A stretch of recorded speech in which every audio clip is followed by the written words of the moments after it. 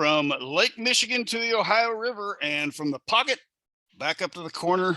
And on behalf of myself and the Baseball Across Indiana team, we want to wish all the fathers tuning in a happy Father's Day. If you know me, you know that I have a lot of hats. Of the many hats in my hat cave, the most valuable hat to me is one you'll never see me wear. It's my proverbial dad hat. It's one that can't be seen, but is not only on me all the time, it's a hat that directs every decision I make. And that brings me to fatherhood fact number one. Anybody that is a father knows that sometimes the awesomeness of fatherhood can make you feel like Nolan Ryan, and the other days it can make you feel like Robin Ventura. And if you're watching this, you'll get that reference. Fatherhood fact number two. If you're watching this show, then you know that there is a special bond that exists between baseball and fatherhood.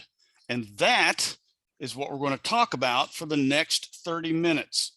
Now, to be fair, albeit to a lesser extent, I think it can be said that this bond can also extend to other sports. However, nothing rivals this baseball and fatherhood bond, as evident in the countless number of books over the decades that have been written on the topic, as well as how it's portrayed in so many great movies over the years. Now, while I don't presume to offer any earth-shattering thoughts here on the topic, I do want to share just 3 reasons before we get started on why I find the bond between baseball and fatherhood is so special. Number 1, it doesn't dispose of the elderly. Being that baseball is primarily comprised of a stick and a ball, it's justifiably called the kids' game. But due to its complexity, it not only benefits from the wisdom of the experienced, but it goes so far as to actively seek out and often require the diamond elders of the world among us to stay involved. Number 2, heirs. In fatherhood, like in baseball, the universal equalizer of mistakes allows us to press on forward without the debilitating shame of a failure that is over as soon as it happens. And in doing so, in a unique way, heirs keep hope alive.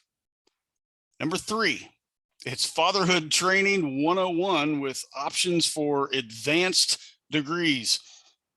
Memories and lessons that come from playing, watching, and studying the game of baseball are not easily forgotten like most other things that slip into hiding in our man brains.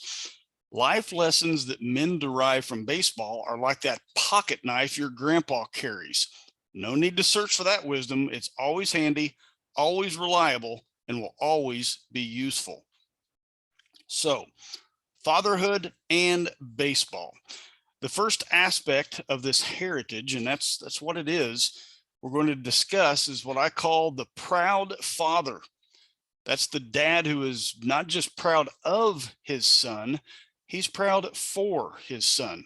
The dad who used baseball to help teach life lessons for so long, and now seeing his son's success, gets to take the coach teacher hat off and just sit back and be a spectator, happily accepting that the student has surpassed the teacher. So to tell this story, let's hear a little story from a proud Indiana dad whose son took a blue collar route to earn a living in the bigs. That dad, Greg Van Meter, the father of Norwell graduate and current Pittsburgh Pirates utility man, Josh Van Meter. Let's give it a listen.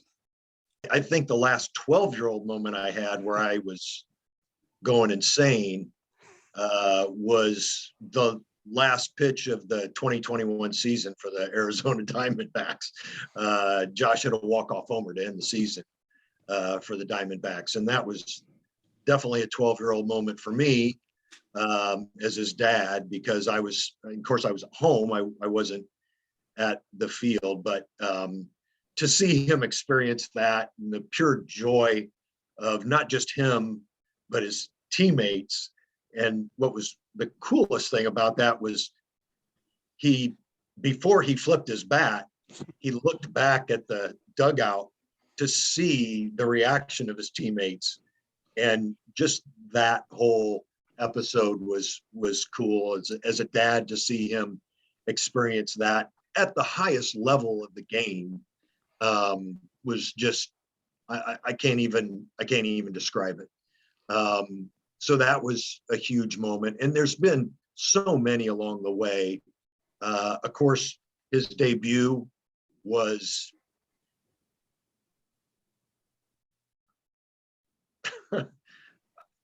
it's hard to describe because it was in Cincinnati. I feel in my heart and my gut how much work he had to put in, emotionally, physically. After he broke his leg, how he had to come back from that. And so, I don't tell many people. I don't put stuff on social media. Never have. His mom and I, that's not how we've been, right? So you're hearing more from anybody who watches this is going to hear more than I've ever put out there. We're more proud of him than we can say. And so that moment, Cinco de Mayo 2019, was a very special 12-year-old moment for us. So those two stand out, and a lot in between too. And there haven't been too many nights in his professional career that we haven't texted, and sometimes talked after a ball game, even when he was on the West Coast. I just felt like that was being a part of his journey, supporting him, along the way. No, I did not sleep the rest of that night. I did not. And just to kind of complete the story, my daughter, who is one of the most thoughtful people on the planet, that Christmas gave me a picture of Josh and I hugging after the game down on the field, in a frame that includes Great American Ballpark. Wow. And so that one will probably go in the casket with me. We'll hear more from Greg later, as well as Josh, and he passes along some great wisdom there. But next up, we're reminded about the expression I mentioned earlier that baseball is a kid's game. So let's have a little fun hearing from some of Indiana's finest who got their opportunity to play this kids game at the biggest stage available. As I asked each of these major leaguers from the Hoosier State to tell us about those times where they somewhat forgot that this is their job and they got lost in the moment where they feel like that 12-year-old kid living out his dream. Let's give it a listen. So I'm just a small town kid that happened to be good at baseball. And, I still live in Fort Wayne. I live here and I always love coming back. I love going back to Norwell. I love the community. And I'm a small town kid who happened to catch a few breaks. And obviously I've put a lot of work in. I've done a lot of the right things. And it's pretty cool. I'd be lying if I said it wasn't cool.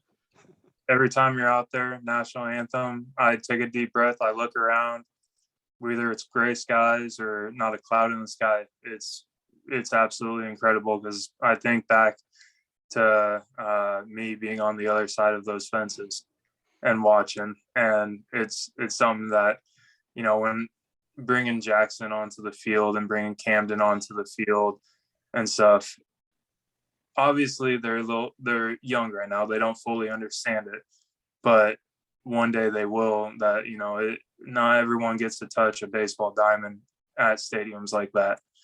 And so it's every national anthem. Take a deep breath, count your blessings, you're in someone's shoes that wishes they could be there. When you first get there, that's obviously the dream come true. So that's kind of that hits you in the face. When I first got to the major leagues, Mark McGwire was the hitting coach for the Cardinals. So when I walked in and saw him, I was like, man, when I was 12, I wanted to meet Mark McGwire and hit home runs, play first base. So, you see guys like that, and then you get to meet Albert Pujols and stuff like that. And then they're your teammates. And the next thing you know, you're in a World Series. So you're like, man, this is cool. My 12-year-old self knew that I was going to be here. So they kind of go. And then, the next year was my first full year. And then I was in an all-star game, and it was Chipper Jones's retirement year. So he was giving an all-star speech in the locker room before the game. So there's it's like every year there's something new, to be honest with you. It never gets old. So that's the beauty of playing a kid's game. You still have those moments. And, hopefully I play long enough to where a kid can do what I did when I was my first year. I looked at, Chris Carpenter and told him, I remember watching you when I was younger. And he's like, yeah, well, maybe one day you'll play as long as I have. And I think he was in his 14th year in the major leagues at that time. So hopefully I play long enough to have, a kid make me feel old, but that's always the hope. If you'd have told me my senior year of high school, or, Max's age, that I'd be playing pro baseball someday in the major leagues, I would have said, you're absolutely crazy. I mean, this baseball has given me a life that I'd never imagined, and being around here in Tampa and being recognized by, people quite often, whether I'm here or up in Indiana or wherever. You play on TV, and it's something you sit here and dream of, and get to play the game that you love every day. It's so surreal at times, and I know how lucky I am and fortunate, but at the same time, I know how hard I've worked, and all the work I put in over the years, it makes it that much more gratifying. There are an occasional opportunity when you're the last one in the ballpark, and as either the sun setting or night has fallen on the city and the views that we all have, when you're in there alone and it's quiet, and there's still a hustle and bustle that you can hear out beyond the gates or the walls or whatever it might be. And then you just have that moment where it's a nice night, you're alone in the ballpark, and you just got your accent lighting on in the ballpark, and you just take a deep breath and realize this is why we do what we do. That's a special moment for me, especially being an ops guy. There were a lot of times when I had that situation, locking up the ballpark or whatever else it might be, and I got those keys in my hand, and I wouldn't have thought 30 years ago that I'd be in a spot like that, where, yeah, I've got control of a great facility, and can provide the opportunities that we do for fans and staff and kids and everything else. And it's that moment when you're there alone, when you can soak it all in and just take it all in and enjoy it. There's actually 2 times a year, really, in particular. And one is opening day. That morning, you like to get to the ballpark about 6 or 6:30. I like to be the first one there. And you walk out, you're just looking over a pristine field, and kind of all that stress that was leading up to that point, it just kind of melts away, because regardless, in a couple hours, you're going to get started, and it is what it is, and people are going to have a great time out at the ballpark. So for me, it is really, truly that opening morning. And then the other second time for me is probably the last game of the season. A long grind, you're tired, you've kind of had that single-digit countdown until the end of the year. And for me, I usually, my wife and kids are there. My kids are 12 and 13, and it's taking them out on the field, sitting at home plate, and watching the final fireworks show of the year. You can kind of take that deep breath, and people are, as soon as the fireworks end, they're cheering, and it's kind of like, we did it. We did it again. It was a great year. And those are the 2 things, because I think, as we'll all attest, is I think we're always moving so fast, we never do sit back and look at what we accomplished. I've been here 10 years now, and I know Randy's been there for, 27, 28. Mike, you're probably close to 19 now. It's hard to believe, even for me. It's been 10 years already. I mean, time flies, and sometimes we just have to slow down and realize what we're doing. And, we're blessed. There's no doubt about that. Yeah, you know what? My 2 buddies, Randy and Joe, the examples they gave resonate big time with me. Either being the first one in or the last one to leave, those are big things. I would tell you, not arrogantly, because it applies to all three of our stadiums and many more around the country. But a lot of times it's cool to see the visiting team come in for the first time. All three teams represented on this call have beautiful skylines and unbelievable ballparks and incredible fan support. Randy's led the country in attendance before for all 160 teams. What Joe and his crew have done in South Bend of reversing the trend and revitalizing downtown South Bend and their ballpark is amazing. So it's cool to meet the guys on the other team. You know, we don't name other stadiums, but people will come in from a stadium that maybe isn't as nice as some of the other ones. And just, you know, I've literally heard guys on the phone calling their dad, or to see them with their camera phone out doing a panoramic thing, sending it to their dad. And it's like, you know, hey dad, you know, almost like the Field of Dreams, is this heaven? And it's like, no, it's Indiana and the big leagues. You're going to make a lot more money, but you're never going to have more fun than you're going to have in these ballparks. And then the last thing, I started doing it last year after the pandemic. I'd never done it before. Both these guys have mentioned, and you've mentioned, Hardy, we go from the morning to late at night.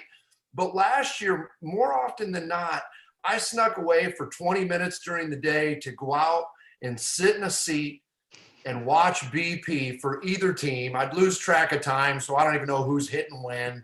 But just to, still that kid's game that all of us grew up playing and watching and loving and stuff.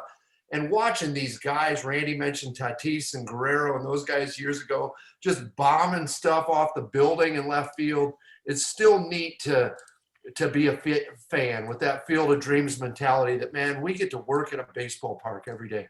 Not everything's perfect. The weather in Indiana is less than ideal. Sometimes fans can be tough. You know, the labor shortage is real. But if you don't find those positive, those 12-year-old moments, as you've called it, then what are we doing this for? I said earlier, we would hear again from Greg Van Meter and also from his son, Josh. Well, back in 2021, I caught up with Greg throwing batting practice to Josh at the Summit City Sluggers facility there in Fort Wayne. I got to admit, after there was a little awkward introduction there where I didn't recognize Josh and asked him what grade in high school he played for. Well, after that awkwardness was over, I got to have a brief little chat with him. But while doing so, all I could think about was how cool it was that this Major League Baseball player at this time with the Diamondbacks was getting BP from his dad in his hometown. Well, unbeknownst to them at the time, this was really one of the driving forces behind this show right here. The result was a second meeting where I got a chance to sit down and talk with them and discuss the unique father-son dynamic that comes with the territory when a son whose dream it is to make the bigs. Let's give a listen to this as we talk to Greg and Josh Van Meter. He's the one that put a ball in my hand and showed me how to hit. Everybody always asked how I started hitting left-handed. It was just, I just stood across from my dad and tried to do everything he did. One of the biggest things that I even preach nowadays is you could be a great baseball player all you want, but if you're not a good person, people won't remember you. I think I heard this thing the other day, and it was like, and it's just kind of portrays the life. Like, if you didn't show up tomorrow, would anybody miss you? It's kind of a strong thing to think about. Like, if you didn't show up tomorrow to your job or whatever it was, would people miss you? And it's not about production. It's not about performance. It's about being a good person. You know, people remember good people. If you're a great baseball player, but a bad person, no one's going to talk about you in a positive way.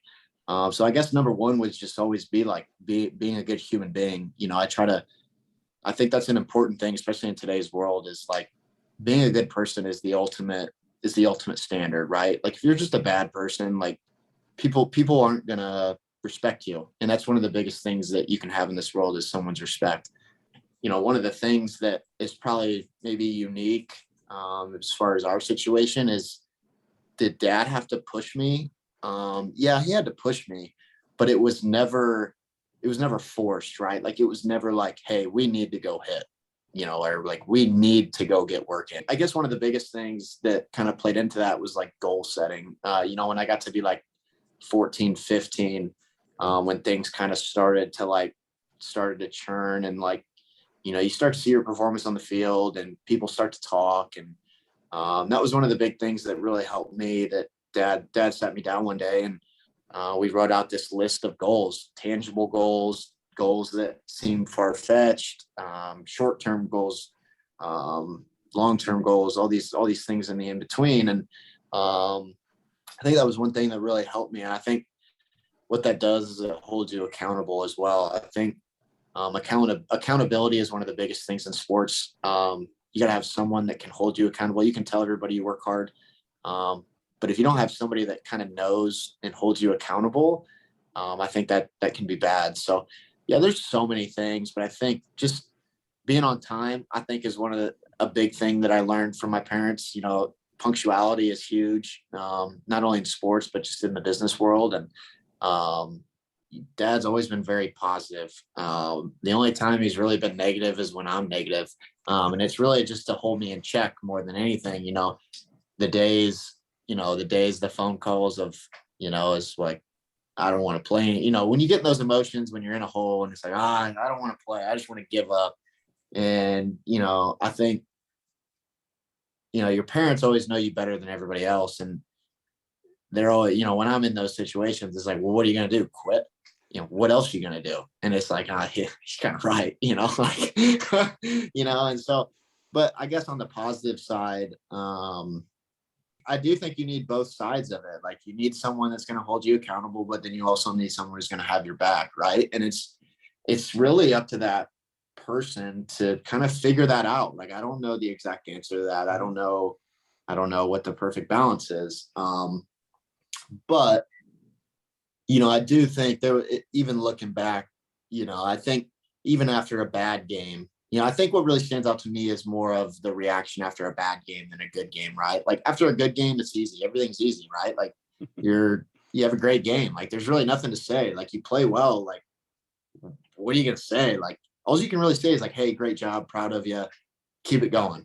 But it's really what happens after those tough games, right? Like, when you face adversity, what are those situations like? And I think that even growing up as a kid, like, I would have a bad game. We'd get in the car. It wouldn't be anything about the performance. It would just be like, hey, what do you think you can do better next time? Not like, hey, you suck today. What the hell were you doing swinging at that ball in the dirt? Blah, blah, blah, blah, blah. Like, all this, and this. Like, yeah, you can be hard on somebody, but then it's like, you're taking it to a whole different level, right? Like, always try to be positive. I think that's the one thing that both my parents have done great, is like, they're always trying to be positive. And that's really, that's all you can do, I think, as a parent. I'm not a parent yet, so I don't know, but they've always just done a great job of being positive and kind of moving on to the next play and not taking too much stock in the past play. And because in baseball, that's really easy to do, right? Like, you're 0 for 10, you're 0 for 20. It's really easy to spiral out of control in this game. And it can happen really, really fast. And I'd be lying if I said I had all the answers to that. I definitely don't. But the only thing you can do is just keep going. That's really all you can do, because you can't go back in time, can't go back and change things. So, I've had a really great support system, and that extends past just even my immediate family. So, I like to think that I'm pretty lucky and pretty blessed, for sure. There's a lot of people that want to do what Josh does, right? Josh is in the 1% of the 1% of the 1% of the 1%. He talked about that. There's 375 of him in the world. So what makes that happen? First of all, you got to be blessed with some talent. There's no question about that. As a dad, I've made so many mistakes. I can't even begin to count them. Right. And I think as a parent, you've got to be a little bit humble too. You got to recognize the mistakes you made over time and learn from them. I think you have to be positive I think you have to try to instill a positive work ethic, persistency in the face of adversity. Do not give up. Make them take the ball out of your hand, right? I think that, and also know your own limitations. I only coached Josh through age 13. I helped when he was 14. And then I got out. And the reason I did that was because I valued our relationship more than being his coach. Okay. I love my son more than I loved being his coach. Right. That relationship will always be more important to me than anything about the game or being a part of that. Right. So that's one thing that I think if I can ever pass anything along to anybody who's involved with their coach as an athlete, know that.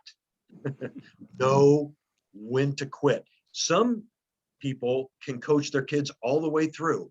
For Josh and I, it was best that I stopped coaching him when I did, right? So I think that's a really important thing, to be self-aware from that perspective. When I think about Alex and Zach McKinstry, Alex was able to coach Zach through high school pretty effectively. That wouldn't have worked for Josh and I. So I would want to get that message through. For other people, it might be even younger than that. But be aware, be self-aware from that perspective. But be positive with your kids. Love your kids. Never take performance on the field into your relationship. Don't do that. Don't burden your relationship with what happens on the field. It's not worth it, even at the highest levels, right? I mean, I would never want Josh to come to any conclusions about our relationship because of the game. Great people right there, and a great dynamic, but one that isn't always the case.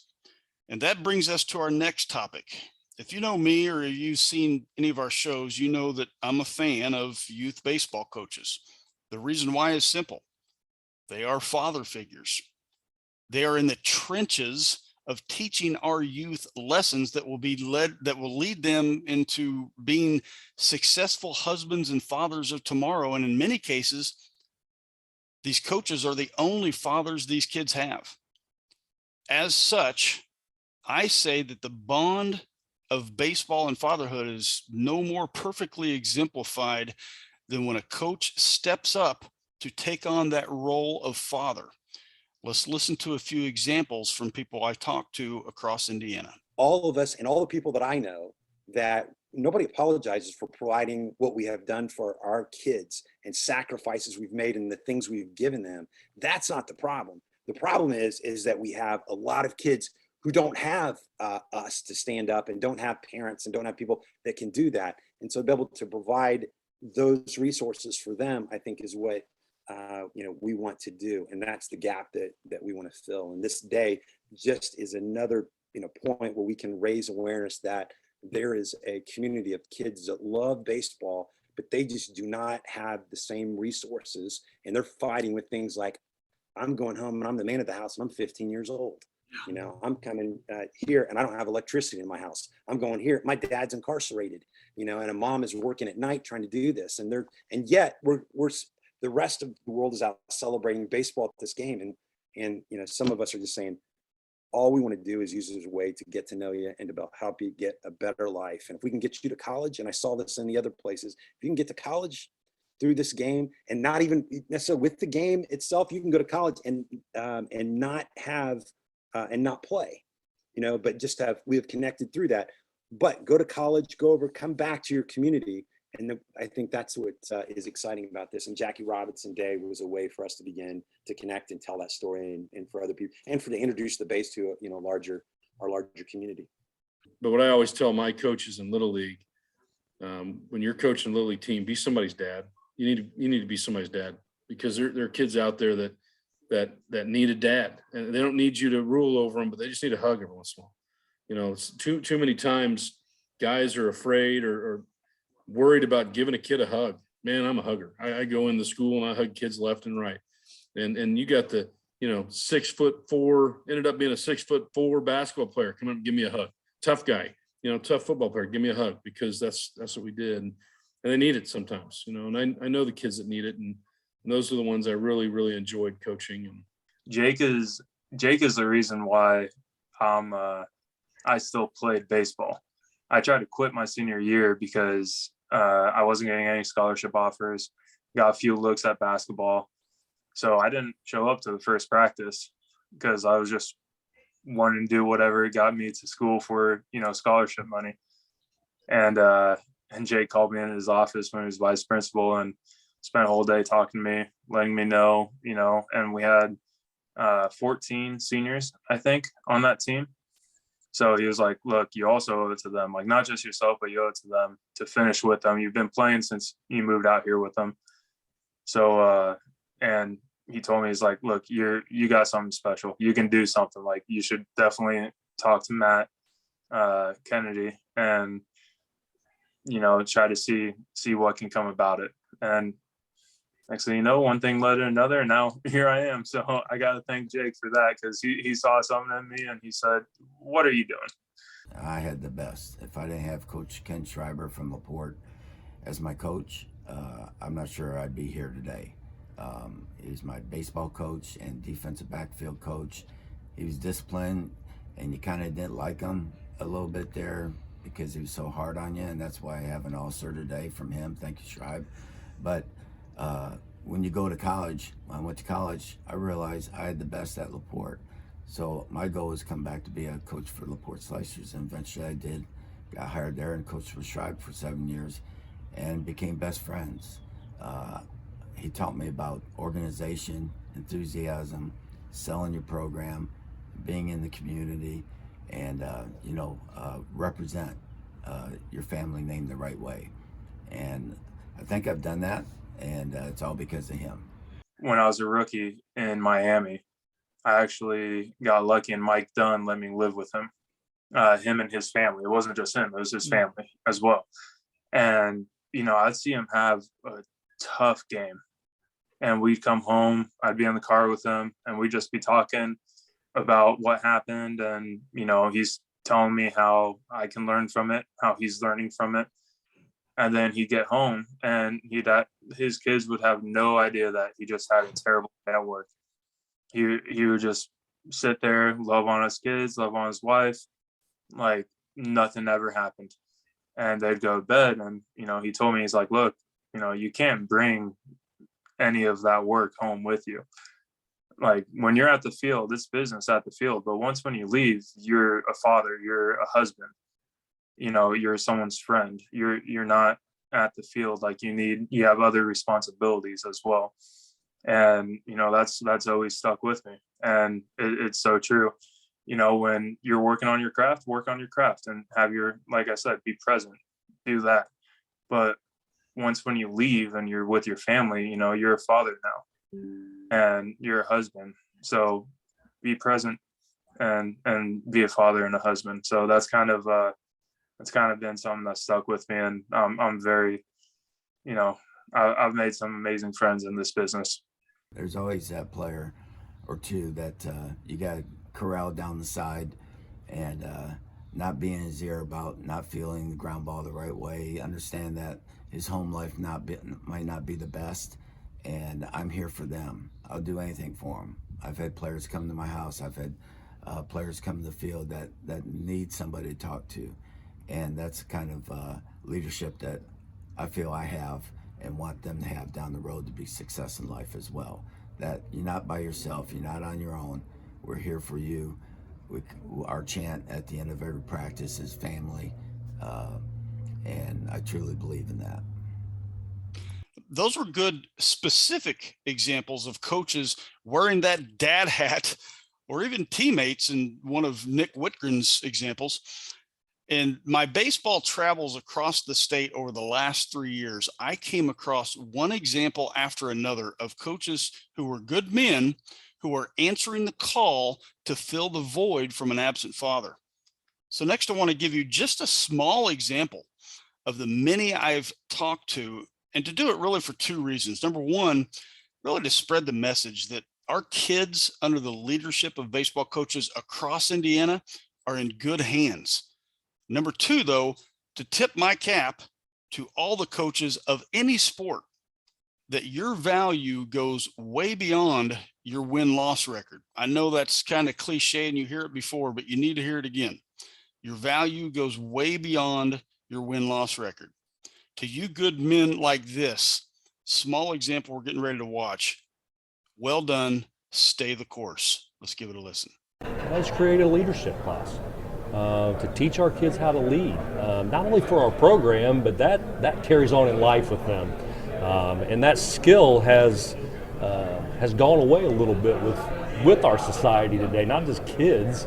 So it's important to me. I want our kids to have life lessons when they leave the program. These kids just want to be the best they can possibly be. The wins and losses, they don't really matter. It's them becoming the best person, the best player, because as they become, they become the best baseball player they can become, they're also using that to become the best student. They're using that to become the best person.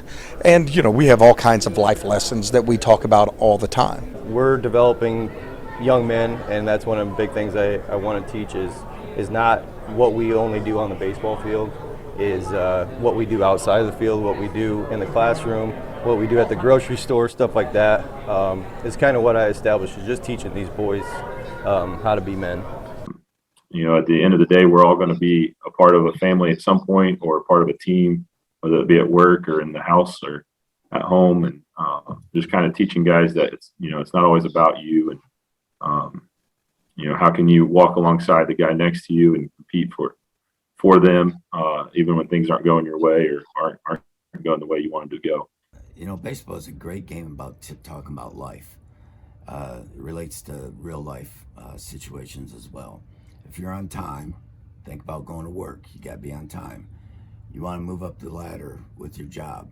It's talk about being accountable, showing high character traits, being loyal, dependable, loving and caring. I love my players, and maybe that's a overblown word, but I seriously do, and I tell them that all the time. And they'll come back and visit, and big ol' hug, and say I love you, and that's what it's all about. I'm at the age of, I'll be 65 in July. I know I look 35, but 65 in July, and I try to go one day at a time, make a difference we have camp today with 100 little rugrats, snot noses running around here, but I'll have a dozen of my players here, working with them, teaching them things that we incorporate here at Danville. And I think that just emphasizes family and the importance of being together and being loyal and committed, not only to baseball, but to your family and life. Good coaches, but more importantly, like I said, good men that are steering our young men towards a path to not only success on their own, but as husbands and fathers, but also to carry that torch to the next generation. And that brings us to the last topic for our Father's Day special. That topic, generational impact through baseball. Jim Treadway served nearly half a century of coaching baseball in and around Concord, Elkhart, South Bend. And for such a big baseball guy, he happily just retired in Indiana's baseball mecca known as Westfield, to which he says, and I quote, "I'm getting a regular baseball fix like never before by watching my grandkids play at baseball at Grand Park." Jim, you've earned that lawn chair there at Grand Park. In this short story, Jim shares how helping just one young man can change the destiny of hundreds by stepping up when a dad stepped down. Generational impact of baseball. Let's give it a listen. It's like Oprah Winfrey said, I think, do a random act of kindness, and this would be a better world. Because of one man's effort, he changed my life. And hopefully, because of that, I've changed other people's lives. The most important man in my life was my high school football coach, Tom Rogeman. Rogie passed this year, and that was a rough time. He knew the situation I was in high school, and he'd always go out of his way to make sure I was all right, and there was always a $20 bill stuck in my hand because I was living out of my 57 Plymouth Savoy with push-button automatic and 2x4s holding up the front seat, sleeping in my car from the Christmas Eve 1967 until I graduated. So, and my brother was worse. He had it worse off. So that's kind of how we grew up. And I was starting safety on a 1967 team, and our quarterback went down, and I got thrust into the starting role. And my job really was just to not screw things up and make sure I handed off to the tailback going to Kansas, or the tailback going to Iowa, or the fullback going to Purdue, and with that big offensive line, just don't screw things up. But as I got older, my junior year, I took over. My senior year, we won the state again. The only thing I passed in high school was football. I mean, I'll be honest, I had more truancies than probably anybody, and because I was a football star, I could get away with murder, and I'd stop in and have to bring assistant principal coffee in the morning just to be a smart aleck. But Vietnam War was going on. I went to Vincennes Junior College just to avoid the draft. I called Coach Rogeman, and said I wanted to play football, and he made some phone calls, and I went to Ball State, and I got $500. And the deal was, if I continued to get bigger and stronger and faster and kept it up in the classroom, that it would increase. And by the time I graduated, I was on a full ride. So I went to thank Coach McLean for taking a chance on a knucklehead kid. And he said, I got to be honest with you, your high school football coach paid for your education. Somehow Rogeman saw something in me that no one else ever did. And when I talk about changing a life, that man changed my life. From that point on, when I got that work, that's why I put all this time into coaching the American Legion Baseball. And the number of dollars that I put in this thing would stagger you. But the coolest thing is that I've changed 340 kids' lives, and 20 of them, like Coach Rogeman did to me.